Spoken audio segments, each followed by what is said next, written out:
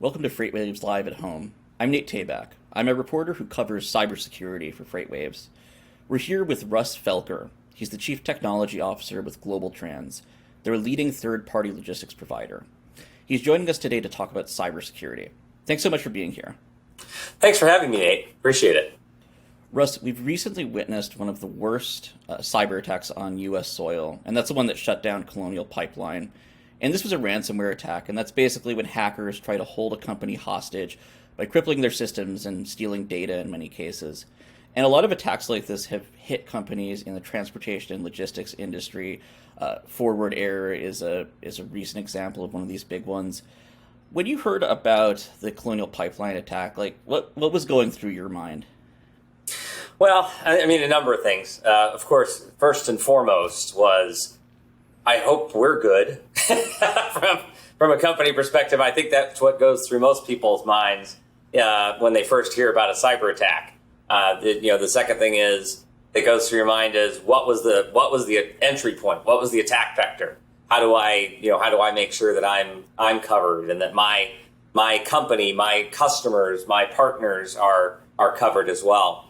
But the third thing that always comes up whenever you hear about one of these attacks is just kind of almost recounting in your mind, well, what are the things that we have in place? How are we taking care of things like this? How are we positioned to handle something like this type of an attack? And I would imagine I'm not the only one who had that thought and was kind of going down the checklist in their mind when they heard about it. And so when you think about an attack like the one on Colonial and your own sort of cybersecurity at your own company, what are sort of the big things that you think about that you're double checking? And I ask this because I think one of the things about these attacks is that really most commonly that they're exploiting vulnerabilities, that it's very rare that you have a crack team that is sitting around in a basement in Siberia somewhere looking at how they're going to crack through some encryption. They're finding, in some cases, very easy to find holes to exploit. Yes, and that's absolutely true. Although I think the people sitting around in the basement, maybe not in Siberia at every point, is probably fairly accurate. But to your point, they're not necessarily going through and finding the hardest way in. They're looking across a slew of options and looking for the best or easiest way in. And unfortunately, many times they find that. And so when you think about the list of items that you're going through in your head, when you think about the checklist that you go through, you think about things from that preventative side, and you're thinking about things from that response side. So that preventative side goes to a lot of the things that they would find. Have you done your patching? Are your servers patched? Are they up to date? One of the things that I think happens in IT frequently is, we have that. We're going to get to that. And then we're going to get to that is where a lot of the potential entry points happen. Whether that's an open source software component that you've got in your system, whether that is a patch that you just hadn't gotten around to applying, whether that's a penetration test that you've been wanting to do on your network, but you hadn't quite gotten there yet, to look for those holes, to look for those openings, to look for those attack vectors. And that's something that it's really hygiene. I mean, when you think about what has to be done, it's just standard hygiene of your network, of your applications, of your systems. But we are in such a volatile world, not just from this type of a thing happening, but from the transformations that are ongoing at companies and the work that companies are doing to enact digital transformation. The landscape is shifting on an almost constant basis. And hygiene tends to be a trailing thought as opposed to a proactive thought in many cases. And I think that's where you start to see some of these holes remain for periods of time and enable or at least provide a potential path in for these groups. Let's say that you're talking to someone who maybe owns a freight brokerage that has like 20 people, and maybe the extent of their security is some out-of-box like antivirus software, and they're listening to you right now, and they're thinking about, and everything you just said it sounds like Greek to them, but they see, and they see this happening to, this happens to, huge important companies. It also happens to small ones very frequently. We just hear about them a lot. If you're someone who's kind of in this position where you don't even know where to start, and maybe you have a tech person on your staff, maybe you don't, but where do you even start to kind of build this kind of security and resilience into your company? Absolutely. You start at the basics. You don't start by putting in these, I'll use a little Greek here to your comment, but you don't start by putting in these huge intrusion detection systems and intrusion prevention systems and get a managed service provider to come in and monitor your network 24/7. When you're small, like many companies start out, and I've been in startups myself and been a founder of startups as well as worked in startups, you've got a lot to do all the time just to keep the business going and to keep moving it forward and to keep growing it. So you've got to start at the simplest points. Password hygiene. Great place to start. It's not about the rotation of the passwords necessarily. That has its own set of potential issues, but it's picking those complex passwords. It's putting those things in place. And there's websites you can go to that give you the quick hits for things that you can do. It's making sure that you have, you said you got antivirus, but making sure you have that installed and that everybody is updating on a regular basis. And that you've got some sort of a check to just make sure that stuff is up to date. And it's not just antivirus, it's the anti-malware, it's the systems that are inexpensive. And they're prolific. There's a ton of them out there. There's AVG, there's Malwarebytes, there's a whole bunch of different types of systems that you can go out, you can put on a system, and it can start doing those scans, doing those checks to just validate that the system itself is good. And then the other one is just making sure that you've got, a lot of small companies won't have their own custom software piece that's in place that they built, especially a small freight brokerage. Most of the time, they're going to be using some third-party system. It doesn't ever hurt to ask, hey, what's your recovery? What's your cyber approach? Can you just tell me what you do? Just asking the question and making sure you get an answer, even if you don't, to your point, get everything they tell you, that's okay. But making sure that those companies are asked those questions and that they have a response for that is an important piece of dealing with any partner. We ask our partners that. We get asked by our partners for that information on a regular basis. And asking the question forces some level of attention to be paid to that at those partners, and that flows through to you as a small company.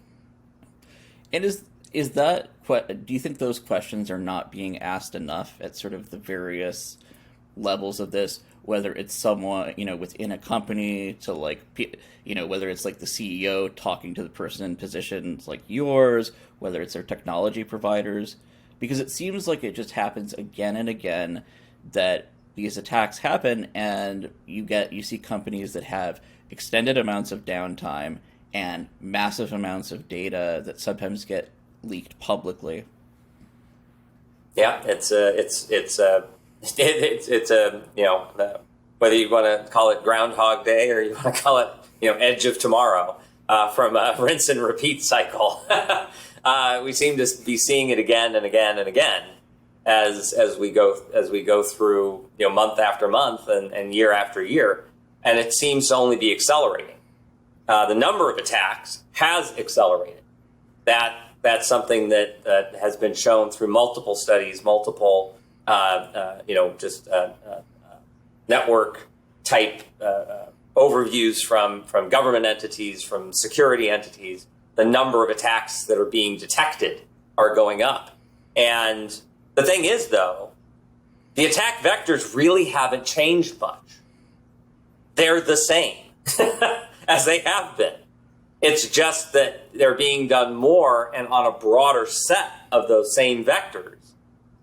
And because hygiene tends to be neglected, you tend to have more successful penetration. And it doesn't, in the end, you can be just really good at this. I mean, you can be focused on it. You can be on top of it. The level of complexity of many companies' networks and the systems that ride on those networks and the interactions between those systems and the ways in which you need to ensure communication between the different systems to the outside world and in our connected society opens us up to not being able to track every single instance of a potential threat point. And that's difficult for many companies, large or small. You see the larger companies being hit on a frequent basis too. And digital transformation is amazing from an efficiency standpoint.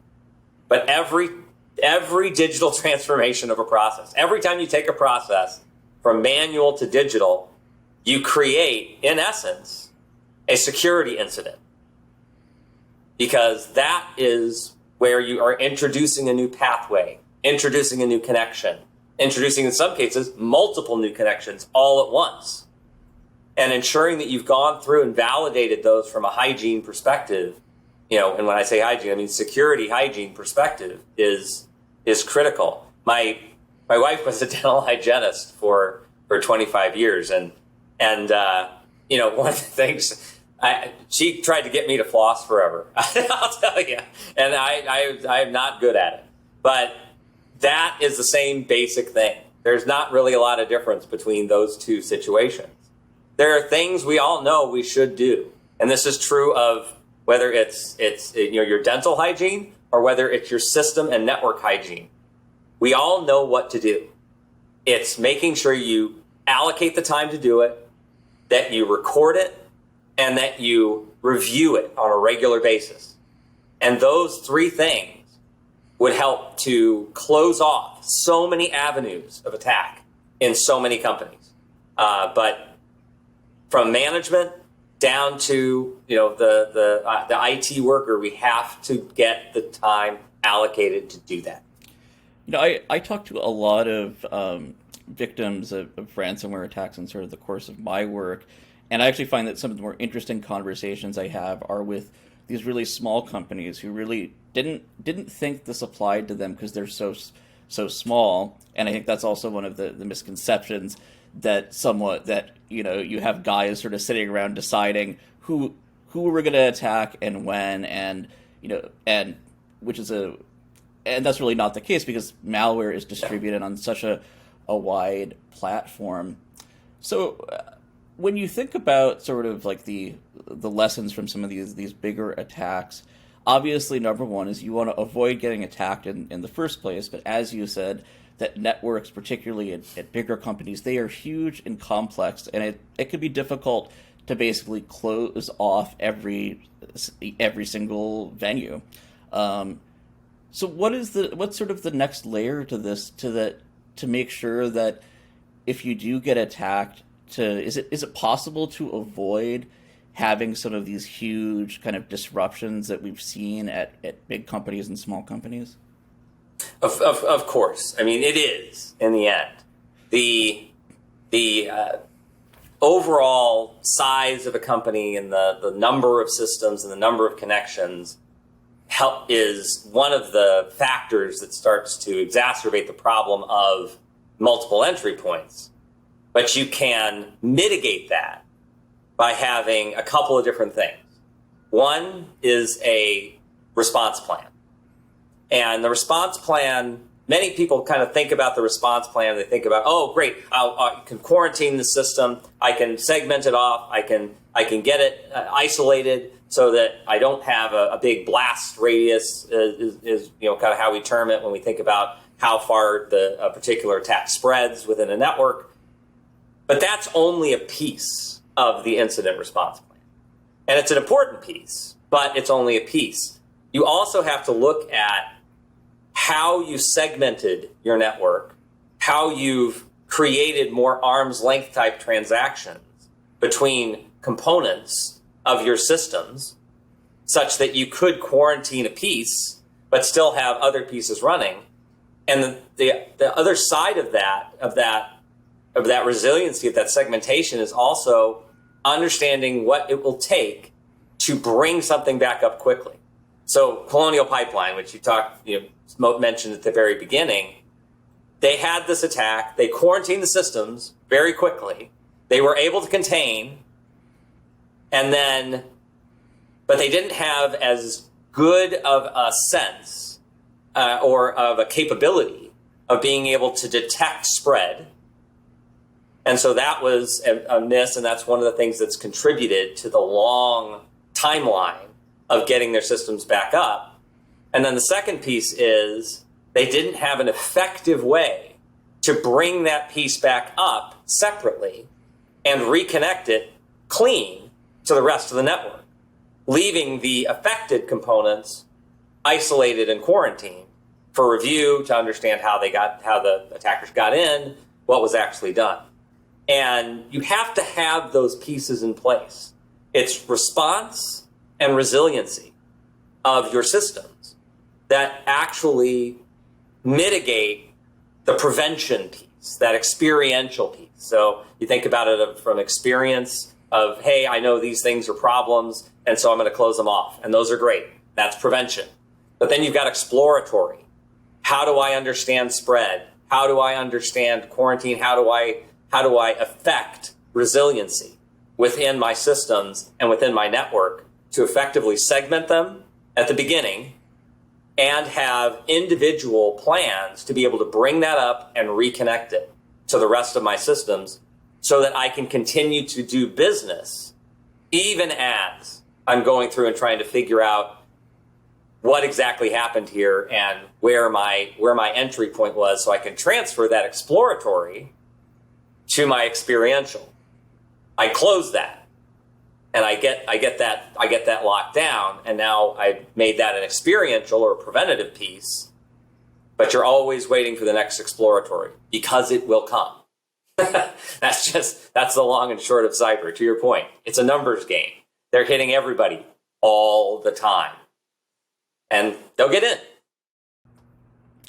And I think it's, to your point, I think one of the reasons why there's so much, it's important, to stay operational. It's obviously you don't want to lose money, but I think the part of these attacks that I think is maybe underappreciated is there's the human point, and there is which involves extortion, which involves people who've maybe studied a company's finances in great detail. They may know precisely the kind of insurance that they have, if they have any. They may look at figure out how much can they afford to pay, because ultimately they want to make money.